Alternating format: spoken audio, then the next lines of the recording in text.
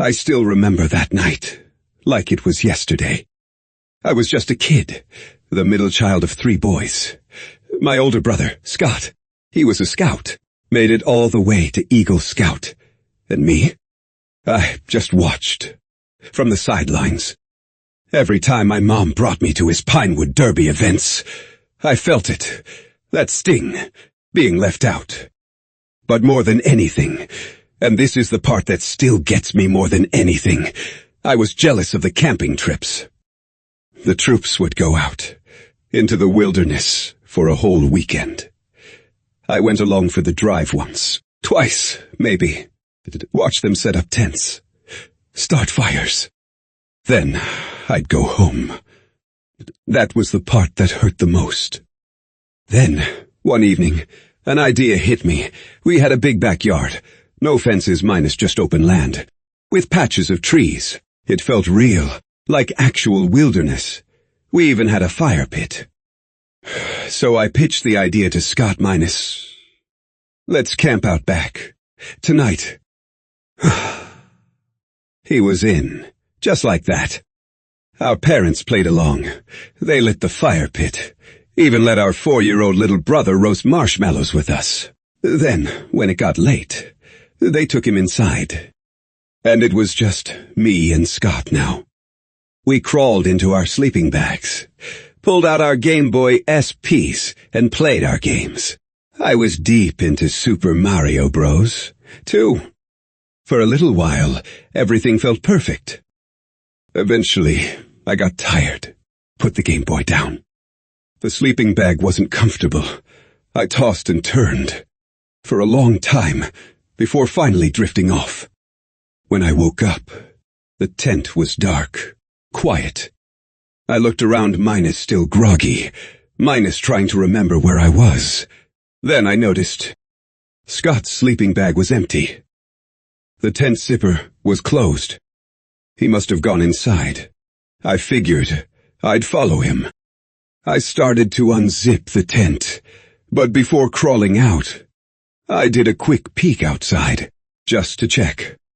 And that is when I saw him. A grown man, sitting by the fire pit, in the dark, facing the tent, facing me. I zipped the tent back up and scrambled into my sleeping bag. Pulled it over me minus as if that thin fabric could protect me.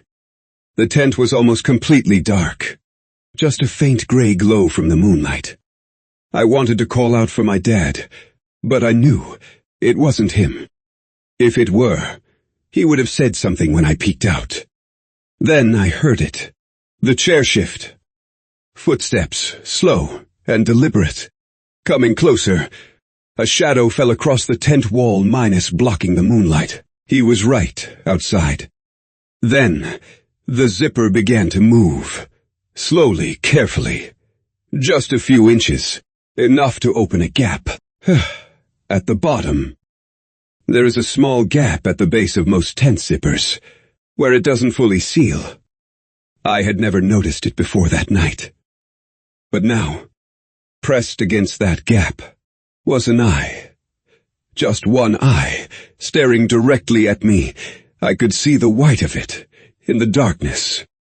I couldn't scream. I was completely paralyzed. Then, the eye slowly squinted, like the person on the other side was smiling. The zipper moved another inch. And that is when I finally screamed. I kicked out of my sleeping bag, knocked into the tent poles. The back porch light flipped on. My dad burst out the door, minus yelling. By the time he reached the fire pit, the man was gone. My parents called the police. I slept in their bed that night. Weeks passed, and slowly, things felt normal again. Then, one afternoon at recess, I ran to the schoolyard fence during a game. A man on the other side asked me for directions. I said I didn't know. Then he said, "Your name's Chris, right?" My heart dropped. I said no. He smiled and said, "Minus, you don't remember me, do you?" But I ran straight to the recess chaperone, pointed at the fence, but he was already gone. The school called my parents. I was taken home early. I am certain it was the same man. And to this day, I still wonder, did he ever find someone else?